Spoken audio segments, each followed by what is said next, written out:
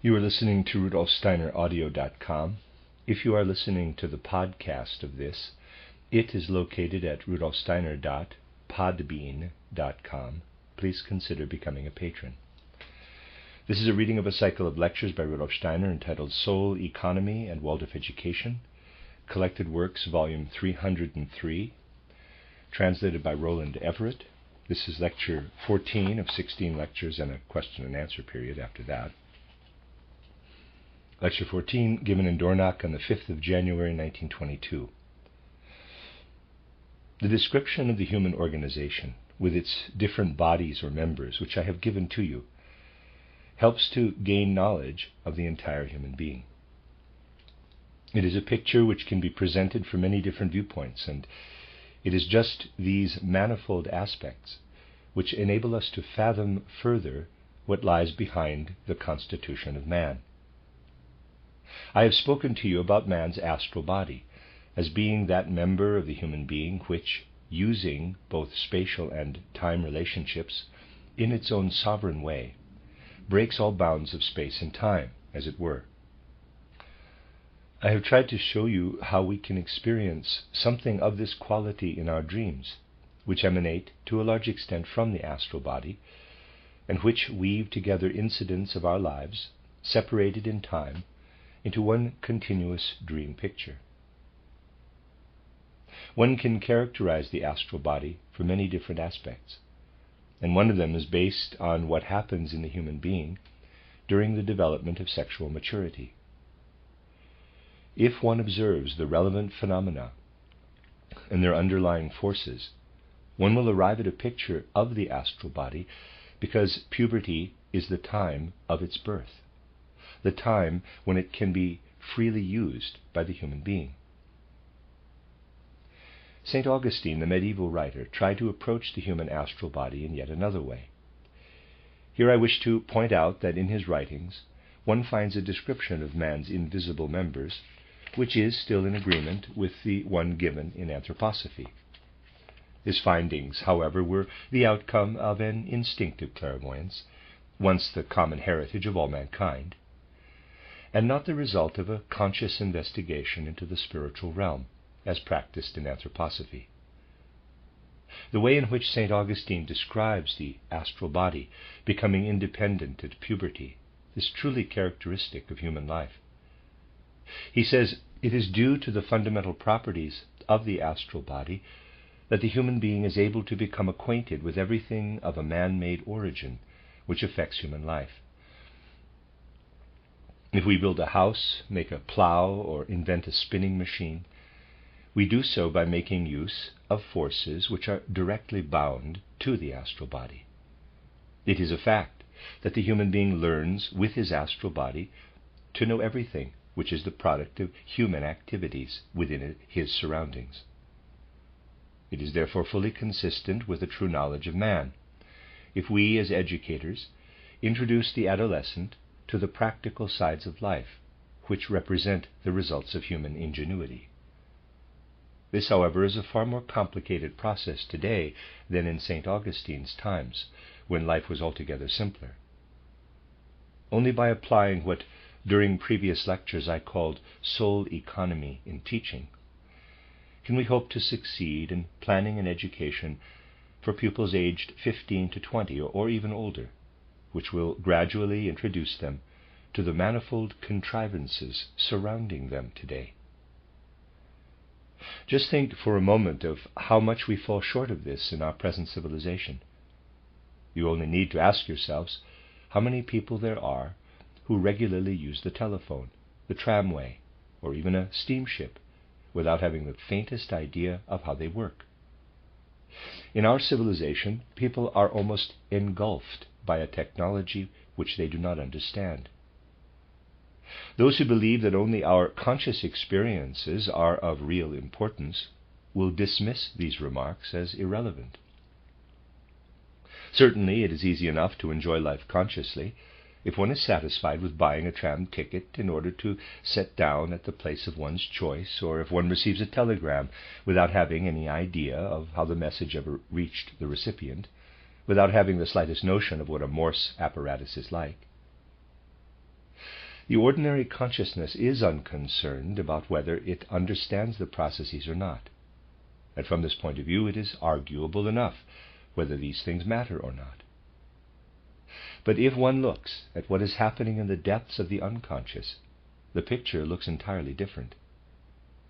Anyone who uses products of modern technology without having any knowledge of how they work or of how they were made is like a person in a prison cell without a window through which he would at least be able to look out into nature, into freedom. Educators ought to be fully aware of this fact. With the adolescent's experience of the differentiation between the sexes, the time is ripe for the understanding of yet other differentiations in modern life. The pupil now needs to be introduced to the practical aspects of life, and this is the reason why, with the approach of puberty, we include crafts such as spinning and weaving in our curriculum. Naturally, such a plan brings many difficulties in its wake, certainly from the timetable point of view. When planning our curriculum, we must also bear in mind the demands of other training centers, such as universities, technical colleges, or other similar institutions, to which our pupils may wish to gain entry. This in turn makes it imperative for us to include some subject matter which, in our opinion, is of lesser value for life. It really causes us a great deal of trouble and pain to achieve a balanced curriculum which is entirely dependent on strict soul economy in teaching. It is a most difficult task, but not an impossible one. It can be achieved if the teacher develops a sense of what is of real importance for life, and if he is capable of getting it across to his pupils in the most economical and in simplified ways, so that eventually they will learn to know what they are doing when using a telephone, a tram, or any other modern invention. We must aim at making our pupils familiar with the ways of our present civilization, so that they can see sense in it. Already, before the age of puberty, the teacher has to prepare his chemistry and physics lessons in such a way that after the onset of puberty he can build upon what was given and extend it to become the basis for an understanding of the practical spheres of life. Here we must consider yet another point, namely that the pupils are now entering an age when, at least to a certain extent, they need to be grouped according to whether they will follow a more academic or a practical career later on. At the same time, we must never forget that an education based on a true knowledge of man will always strive for balance in teaching, for teaching the whole man. What is needed here is the knowledge of how to achieve this in practice. Naturally, we must equip pupils of a more academic disposition with what they will need for their future schooling. At the same time, in order to retain a proper balance, any specialization, also during later ages, should be compensated by some widening out into otherwise neglected areas. If on the one hand we direct the pupil's will impulses more toward the academic side, we must give them also some concrete insights into practical life, so that they will not lose sight of life as a totality. In this way we are actually fulfilling the demands of the human astral body, which, when it guides conscious will impulses in a certain direction, at the same time feels the need for appropriate counter-impulses. To give a concrete example, it would be quite wrong to quote an extreme case. If a statistician were to spend his time making statistics of the consumption of soap in certain districts without having the slightest notion of how soap is manufactured, no one can arrive at a proper understanding of such statistics unless he has, at least, some general knowledge of how soap is made in factories. But life has become so complex that there seems no end to all the things to be considered. Hence the principles of soul economy in teaching has become more important than ever. In fact, it is the only way of dealing with this great educational problem. What makes it even more difficult is the fact that we ourselves are clogged up with clinkers of outworn forms of education administered to us during our own school days, clinkers resulting from educational traditions which are no longer justifiable in our modern times. An ancient Greek would have pulled a long face if the young people of his time, before being sent out into life, had been introduced first to the ways of the Egyptians or Chaldeans, that is, to the ways of a previous civilization. Yet this is what is being done, more or less, in our present grammar schools. And yet it is not possible to talk freely about these matters, because we have to consider how to fit our pupils into the existing forms of our society. Those of our pupils who are likely to follow an academic career should gain at least some experience of practical work involving manual skills. On the other hand, pupils who are likely to take on an apprenticeship for a trade should become acquainted also with the kind of background needed for the more academic types of professions. All this should be part of the general school curriculum. It is not right to send boys and girls straight into the factories to work there alongside grown-up workers. Rather, should the various crafts be introduced at school, so that the young people can use what they have learned there as a kind of model before they find their way into more professional skills. Nor do I see any reason why older pupils should not be given the task of manufacturing certain articles in school workshops to be sold on the open market. Footnote, the Waldorf toys originated in this manner. End of footnote. This has already been achieved in some of our prisons, where prisoners' products are being sold outside. A young person should remain within a school setting for as long as possible, provided that life at school is both constructive and healthy. For it is in keeping with the inner nature of the human being to enter life gradually and not to be flung into it too early and all of a sudden. It is just because the older generation has shown so little understanding of the needs of the younger generation that there exists today such a strong international youth movement, the justification of which is understood least of all by the older people. There are deep reasons for the emergence of this movement, which ought to be not only recognized, but also guided into the right channels. This, however, is only possible if the principles of education, too, are guided into the right channels. One of the main objectives of Waldorf education is to fit the students for life as far as this is possible, so that when a young person reaches the early 20s, when his ego enables him to take his full share in social life, he can develop the right relationship to the world at large. At that time, the young people should be able to feel a certain kinship with their elders, for after all, it was their generation which had provided the wherewithal used by the young generation. The young folk should feel appreciation of and understanding for the achievements of the older generation. Thus, when sitting in a chair, they should not only realize that the chair was made by someone belonging to the generation of their fathers, but they should also know something about how it was made.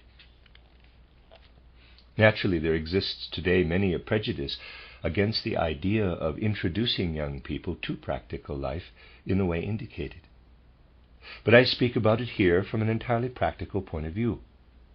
For it is true to say that of all the past ages in mankind's development, our present materialistic age, in its own way, is the most spiritual one. Perhaps I can explain myself better by telling you something about some theosophists whom I once met and who were striving toward a truly spiritual way of living. And yet, in actual fact, they were real materialists. They spoke of the physical body with its density. The etheric body they visualized as also having a certain density and corporeality, though of a far more rarefied kind. The astral body they described as being infinitely less dense than the etheric body, yet as still retaining a certain density. In this way they talked about all kinds of other mysterious things, believing that they were reaching ever higher and more spiritual spheres, until the substances they were imagining became so thin and attenuated that one didn't know anymore what to make of it at all. That one didn't know anymore what to make of it all. All their images bore the stamp of materialism, and consequently never reached the spiritual world at all. Strange to say, the most materialistic outlook I have come across I witnessed among some members of the Theosophical Society. For instance, after having given a lecture to Theosophists in Paris, I once asked a member of the audience what impression the lecture had made upon him. Then I had to put up with the answer that my lecture had left behind such good vibrations in the room. It really sounded as if it were possible to smell the impressions created by my talk. In this way, everything was gradually reduced to the level of a materialistic interpretation. On the other hand, I like to tell those who are willing to listen to me that I prefer a person holding a materialistic conception of the world, but who, nevertheless, is capable of the spiritual activity of thinking, to a theosophist who, through striving toward the spiritual world, falls back on materialistic images. A materialist is in error, but what he thinks does contain spirit, real spirit. It is spirit in diluted form. It is abstract spirit, but spirit it is nevertheless. And his way of thinking compels him to enter into life's realities. Therefore, I have found some materialists richer in spirit than those who were anxious to overcome materialism, but who did so in an entirely materialistic manner. It is characteristic of our times that people absorb spirit in such diluted forms that they can no longer recognize it. But the most spiritual activity in our time can be found in technological endeavor. There, everything proceeds out of the spirit, out of the human spirit. It does not require great spiritual accomplishment to put a vase of beautiful flowers on a table, for nature has provided them. But to construct even a most simple machine does indeed require spiritual activity. The spirit plays its part, although it remains unnoticed, because people do not observe themselves in the right way. The spirit remains in a person's subconscious during such an activity, and this human nature finds difficult to bear unless a person has mastered the necessary objectivity. Only by finding our way into practical life do we gradually learn to bear the abstract spirit which we have poured out over our present civilization. I can assure you that once the art of education, based on anthroposophical insight, has gained a firm foothold, it will put into the world people who are far more practical than those who have gone through our more materialistically inclined forms of education. Waldorf education will be imbued with creative spirit, and not with the dreamt-up kind which tempts people to close their eyes to outer reality. To find the spirit without losing firm ground from under one's feet, this is what I should like to call true anthroposophical endeavor. A teacher who wishes to introduce adolescents to the practical sides of life could easily despair over the lack of manual skill, symptomatic of our times. One really has to ask oneself, is there a possibility at all of turning children between their second dentition and puberty into more practical and skillful people? And if, without theorizing, one looks at life as it really is, if one allows oneself to be guided by life itself and not by abstract ideas, then one is led to the answer which lies in bringing children, as much as possible, into close contact with beauty. The more they can be led to an appreciation of what is beautiful, the better will they be prepared, at the time of puberty, to tackle the practical tasks without being harmed for the rest of their lives. Only if, at the right age, the aesthetic appreciation of a painting or a sculpture has been cultivated, can a pupil later on safely gain an understanding of how a tram or a railway engine works. This is a fact the teacher should fully bear in mind. But beauty needs to be seen as part of life and not as something separate, something that is complete in itself. In this respect, our present civilization has yet to learn a great deal, especially so in the field of education. A few examples of the simplest kind may give you a better idea of what is meant by cultivating in the pupils a sense of beauty which is not estranged from daily life. You may have been present when handwork was done, perhaps in the home of a family or at school in a classroom. You may have seen girls sewing patterns onto ribbons, perhaps of the following kind, and there's a diagram. I will keep it as simple as possible and draw it merely for the sake of clarification. If, then, one asks a pupil, quote, "What are you doing there?" close quote, the answer may well be, quote, "We sew this pattern, first round the neck of the dress, then on the waistband, and also round the hem of the dress." Close quote. This kind of remark is enough to make one despair, for it shows a total disregard for beauty's fitness for purpose. If one is sensitive to these matters and sees a girl or young lady engaged in sewing the same pattern to the upper, middle, and lower parts of a dress, one can't help feeling that anyone wearing such a dress would appear to have been compressed or telescoped from top to bottom. One must open the pupil's eyes to the necessity of adapting such a pattern according to whether it appears around the neck, the middle, or round the hem. The uppermost ribbon could be varied somewhat like this. There's a diagram, and the bottom one in this way, and another diagram. I keep the patterns as simple as possible, merely for the purpose of clarification. Now, the pupil can safely sew the first pattern round the neck, for its form indicates that the head will tower above it. Pattern 2 can be sewn into the belt, and pattern 3 to the hem, showing that its right place is down below. For there is a difference between the above and the below in the human figure, and this needs to be expressed artistically. I once discovered that pillows had been embroidered in the following way. There's a diagram. Whoever would wish to rest his head upon a pattern with a center that would scratch one's face. It certainly was not designed for putting one's head on it. This pattern does not express in the least the function of the pillow. This is how it should be done. There's a diagram, but now one can use it only if one's face is turned to the left. In order to solve the problem artistically, one needs the same arrangement also on the opposite side. This, however, is not the proper solution either. Fortunately, art enables us to create impressions of something which is not actually there. And so, the pattern ought to create the feeling that the pillow allows the head to assume any position it may wish to choose. These matters lead us right into what I should like to call the reality within the world of appearances, as expressed through the medium of art.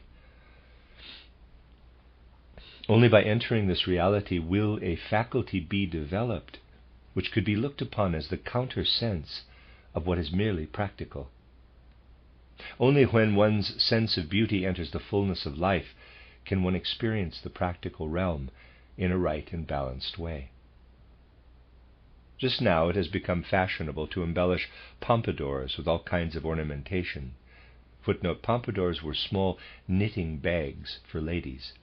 They were called after the Marquise de Pompadour, a lady at the court of Louis XV. End of footnote. When I see these knitting bags, I often wonder where to look for the opening. Surely the pattern on the bags ought to indicate their tops and bottoms, and also where to put in the wool.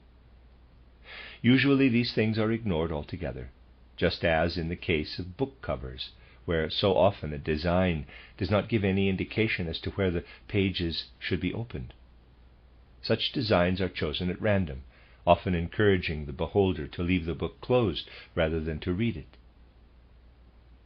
I gave these examples merely to indicate how a practical sense of beauty can be developed in the young. Only when this has been achieved can we proceed to the next step, which is to fit the young people into the practicalities of life. What is needed is a sense of reality in the child. Again, I will choose only a very simple example to show what I mean. One could draw such a pattern as a diagram. The teacher has to be able to call forth a feeling in the child, and a little practice with pupils who react healthily will soon enable him to do so. That such a pattern is so intolerable because it does not represent a reality. This healthy feeling he should intensify, not by his own suggestions, but by drawing it out of the pupils, to the extent that they will feel, if I see such a pattern, it is as if I were seeing a person with only a left half of a face, or only one left arm or foot. Such a thing goes against the grain, because it does not represent a reality. This is the kind of reaction the teacher should induce in the pupil, for it is all part of an aesthetic sense. In short, he should allow the pupils to feel that they cannot rest until they have completed the pattern by drawing the missing complementary part. In this way, one cultivates in the children an immediate and living sense of beauty. The word schön, beautiful, is related to the word shine, luster, glory. Such an approach stimulates the child's astral body to become flexible and mobile, and so to function well as a living member of the human being. It is important for the teacher to cultivate an aesthetic sense also in himself. He will soon see how this enlivens his children. Then he will also nurture an artistic approach to the other activities, which I have already mentioned during the course of these lectures. I then pointed out that everything a teacher brings to the child when it enters Class 1 should be permeated by an artistic element. Also, when talking to the children about their surroundings, the teacher should do so with real artistry, as otherwise he might easily slip into what is called anthropomorphism, into restricting everything to narrow human interests. For instance, when clothing his content in fairy tales or legends, he may be misled into telling his class that certain kinds of trees spring up from the ground so that from the bark people can make corks with which to seal their bottles. The pictorial approach must never be coached in such terms. The pictures a teacher uses at this particular age must be created out of a sense of beauty. And beauty demands truth and clarity, which directly speaks to human feeling. Beauty in nature does not need any anthropomorphism. If we encourage a sense of beauty for everything the pre-puberty pupil meets, he will, from puberty onward, bring human qualities also into the practical life he is now entering, harmonizing his way of looking at the world with the practical tasks awaiting him. All this has an important bearing upon the social question, which needs to be tackled from many different angles. Few people are aware of this today. It is absolutely possible that all the ugliness which surrounds us in practically every European city, and you can hardly deny that from an aesthetic point of view we find ourselves surrounded, at least to a large extent, by atrocities of all kinds in almost every large city, that all this ugliness would gradually be transmuted if we could cultivate, for a few generations, the sense of beauty which lives unspoiled in every child. Today we look at man from the outside and we see his physical body. We observe also the inner man from the point of view of his personality, his ego. Between the ego and the physical body there live the astral and the etheric bodies. These latter two members are becoming more and more stunted in our times. On the whole, they are developed properly only in Oriental peoples. In the Western peoples they are atrophying. In the West they cannot develop properly. However, by awakening an all-comprehensive feeling for beauty, we can nurture their free development. And during the school years, the growing human being is most receptive for the appreciation of what is beautiful. We ought, therefore, to do everything possible to awaken and cultivate the sense of beauty, especially during the time between the second dentition and the coming of puberty. In this way it will live on into later life. This is of special importance also with regard to the element of speech. Languages are the outcome of a direct human response to inner experiences. If one is able to immerse oneself in the quality of spoken sounds, one can still hear in them the important part which such inner responses have played in the formation of certain words. But in our abstract life, when the logical content of language plays the leading part, this perception of the artistic element almost has been lost. True, there is an inherent logic in language, but this represents only its skeleton, something which is dead. There is much else besides logic in language. Its breath and pulse can be felt only by those who have been touched by the creative genius of language itself. From this point of view, try to feel how words want to project themselves into outer life. I will give a characteristic example, hoping that you will understand it, although it is chosen from the German language. If you take the German word Sucht, sickness, you can detect in it the word suchen, to seek. The body has a Sucht, a sickness. It is seeking for something which under normal conditions it would not do. Certain additional words then point to what the body is seeking. For example, Gelbsucht, jaundice, yellow sickness, or Fallsucht, epilepsy, falling sickness. The word Sucht, sickness, enables the human soul to experience what the body is seeking through certain forms of sickness. The further west we go, the more we find that people have lost this ability of appreciating the artistic element in language, which the Oriental is still able to experience. It is of great importance for us to regain at least some fundamental experience of the living genius of language. This will be of special benefit for greater international understanding within the social sphere. You must forgive me if I choose another example, near and dear to me, in order to explain what I mean. But I must ask you to be very careful not to misunderstand what I am about to say. You see, in page 88, in the English translation of my book, German titled Die Kernpunkte der sozialen Frage, translated as the Threefold Commonwealth, also footnote called Toward Social Renewal, end of footnote, I find the following sentence, quote, "The freedom of one cannot prosper without the freedom of all." Close quote. This sentence, when weighed up by a deep-seated feeling for words, is nonsense. As mentioned just now, you must not misunderstand me, but this English sentence simply makes no sense, for it expresses something quite different from the original German words, which read, quote, "Die Freiheit des einen kann nicht ohne die Freiheit des anderen gedeihen." Close quote. This sentence really wants to say something altogether different. In order to convey its meaning correctly, the translator would have to circumscribe it completely. The translation of any book ought to read as if it had been written directly out of the genius of the new language. Anything else is not really acceptable. I know for certain that Bentham's hair would stand on end if in the astral world he were to come across the sentence, quote, "The freedom of one cannot prosper without the freedom of all." Close quote.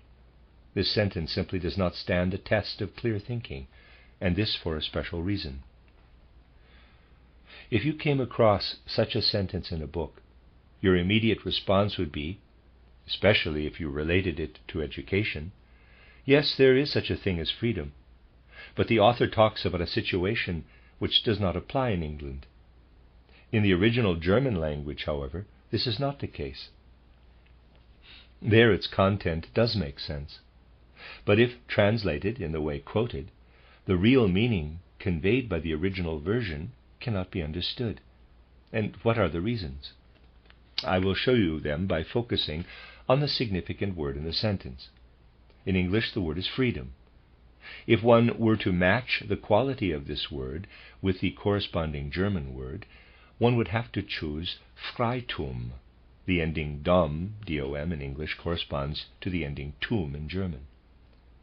If such a word existed in the German language, one could use freedom with impunity. Freitum would then be translated with freedom, and there would be no misunderstanding. But the word used in the original text is Freiheit. The ending heit corresponds to the English ending hood. In order to show you that the translation of Freiheit into freedom is not in harmony with the genius of language, I have to quote yet another German word, which is Irrtum, error. This word expresses a definite fact, something which happens once only. If one wanted to give this word the ending heit, one would have to form the word Irrheit.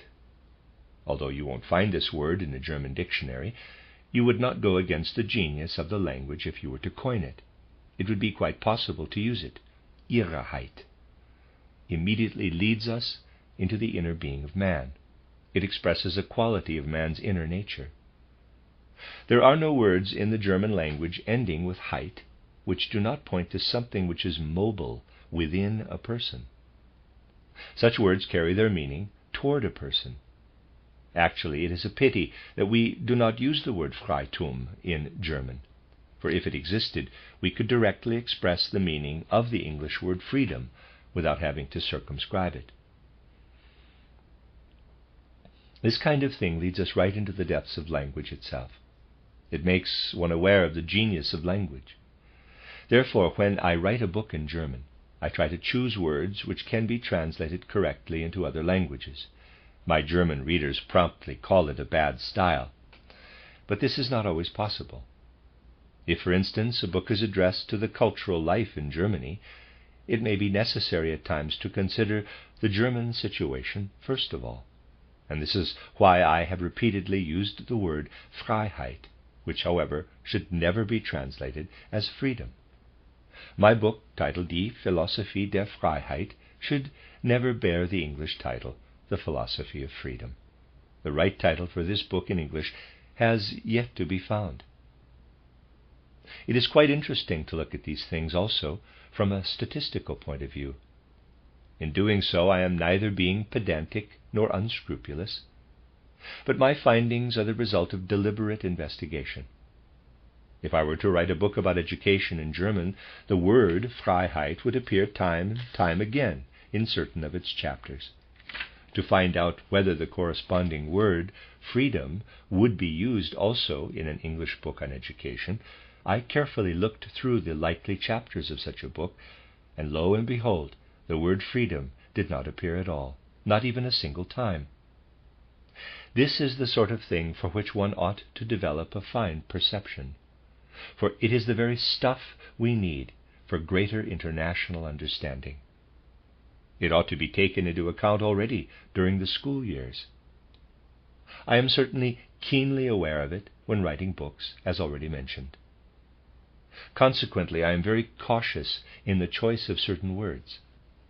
If, for example, I use the German word Natur in one or another of my sentences, I can be quite sure that it will be rendered as nature in an English translation.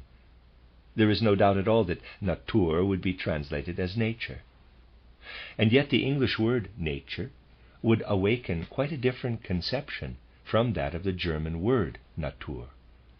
This is the reason why, in anticipation of future translations, I have paraphrased certain words in some of my writings. I have done so in order to avoid a wrong interpretation of what I wished to say. There are, of course, many occasions when I did use the word Natur, but when it was important to match the German concept with a foreign one, I paraphrased Natur with, quote, the world of sense, close quote, German die sinnliche Welt, especially if the book was likely to be translated into Western languages. To me, quote, the world of sense, close quote, seems to match, more or less, the concept of Natur as used in the German language. Obviously, I expected sinnliche Welt to be rendered as nature in an English translation, only to find that once again it had been translated literally into the world of sense. It really is of great importance to become aware of the living genius of language, especially where an artistic treatment of language is concerned. Apart from the fact that in the translation of the sentence quoted, the genius of language had not been recognized, I only mention this in passing, you also find there the following wording, quote, "The freedom of one cannot prosper without the freedom of all." Close quote. This again makes no sense in German. It was neither written nor implied. What the original sentence says is, quote, "The freedom of one cannot prosper without the freedom of the other, of his brother or of his neighbor." And this is the real point. I must ask you again not to misunderstand my intentions. I choose this example near and dear to me to show how we have reached a stage in human development where instead of experiencing the realities of life, we tend to skim them over, and language offered a particularly striking example for showing it. Gradually our civilization has made us rather slovenly. We must make the effort to live ourselves into the language again, to live again with its words. Only then will we be able to bring to fruition the request I have made earlier on, that the child, having been introduced first to grammar, then to the rhetorical aspect of language, that is, to its beauty, should eventually also be brought to an appreciation of the artistic element of language. We must open the pupil's eyes and hearts to the artistic element living in language. This is important also in fostering a greater feeling of brotherhood with other nations. And it is equally important to recognize that what is generally referred to as the social question often has to be looked upon from quite new and different angles. The end of Lecture 14.